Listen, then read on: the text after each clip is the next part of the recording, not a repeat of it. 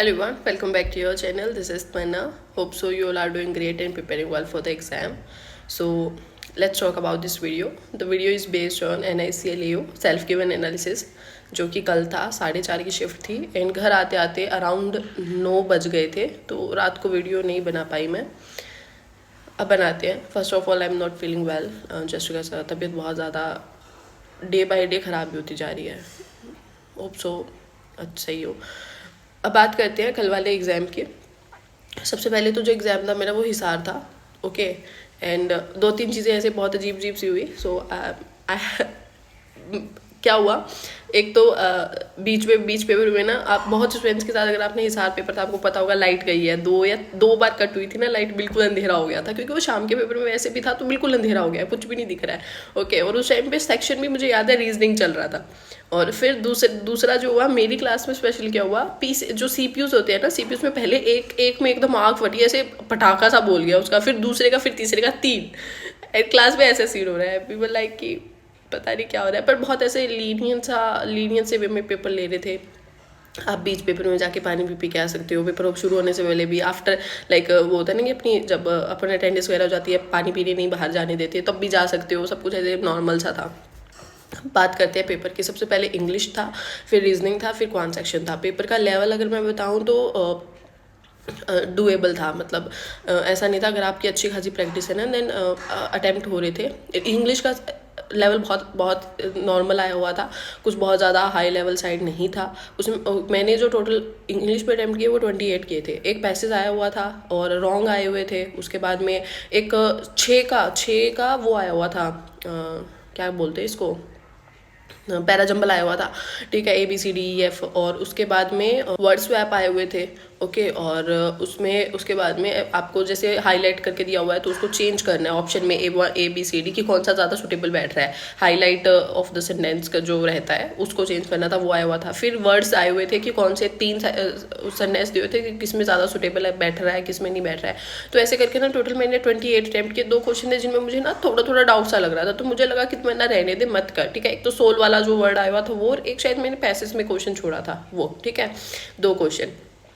उसके बाद में बात करते हैं अपन रीजनिंग सेक्शन की. रीजनिंग सेक्शन में मैंने टोटल मेरा जो अटेम्प्ट, मतलब रीजनिंग सेक्शन में क्या था, वही पजल वगैरह यही आई हुई थी. वैसे तो सिलॉग्स भी आए हुए थे और इनक्वालिटी भी आई हुई थी. सिलॉग्स, इनक्वालिटी, एक ब्लड रिलेशन आया हुआ था और पजल्स आई हुई थी. पजल में कौन कौन सी पजल थी, जैसे एज बेस्ड पजल थी. उसके बाद में इन आउट सर्कल वाली पजल थी. और कौन सी थी, वो क्या कहते हैं, 9 बॉक्सेस पड़े हैं वो वाली पजल थी. इस तरह से पजल आई हुई थी.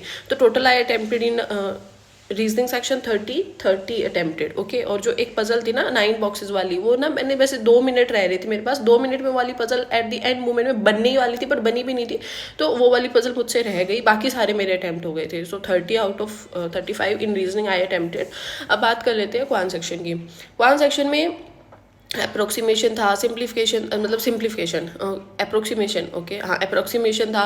उसके बाद में मिसिंग सीरीज आई हुई थी. और as far I remember quadratic नहीं थी, सिंप्लीफिकेशन थी. और साथ में ये था मिसिंग सीरीज था, इजी था. ठीक है, और अर्थमेटिक आया हुआ था. और 2 DIs आई, एक कैसलेट DI आई हुई थी, 2 कैसलेट DI थी, 2 टाइप की अलग अलग. ठीक है, और कैसलेट इन द सेंस वैसे कैसलेट नहीं थी, जैसे पैसेज फॉर्म में DI आए हुए थे. अच्छा ठीक है, कैसलेट रहने दो. और उसके बाद में एक DI आई हुई थी, सिंपल आई हुई थी, जिसमें टोटल का डाटा दिया हुआ है, टोटल, और उसके बाद में एक चीज़ का डाटा दिया हुआ है. इस तरह से था कुछ करके. ठीक है, ये आया हुआ था. और एक DI ऐसी थी जिसमें मेल फीमेल, जो मेल एंड टोटल पॉपुलेशन का रेशियो था, फिर मेल एंड फीमेल के बीच का डिफरेंस था. मतलब थोड़ा सा कैलकुलेटिव साइड तो था. ठीक है, चीज़ें ऐसी थी, मैथ सेक्शन में बात कर रही हूँ, लेकिन ऐसी नहीं थी कि बने नहीं. डाटा जो कैलकुलेशन भी करवा रहा था ना वो भी इजी साइड का कैलकुलेशन करवा रहा था, कोई भारी भरकम कैलकुलेशन नहीं थी. So in quant section total I attempted 33.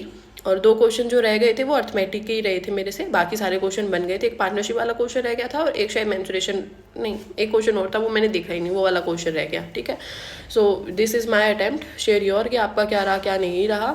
And now will prepare for the SBI J, जैसे बिकॉज उसको अपन लाइट नहीं ले सकते हैं. And for that I am just thinking from, अभी तो जैसे कल मेरा IB का भी पेपर है, and I have to go Jaipur. और मेरा जो पेपर है ना SBI जे का वो 20th को है, तो उसके लिए मुझे प्रिपेयर करना है। तो मैं सोच रही हूँ कि स्मार्ट किडा के जो मार्क है वही लगा के जाऊँ और कुछ भी नहीं। As you know well, prelims के लिए I always follow smart Keeda blindly, मैं और कोई सोर्स नहीं फॉलो करती हूँ।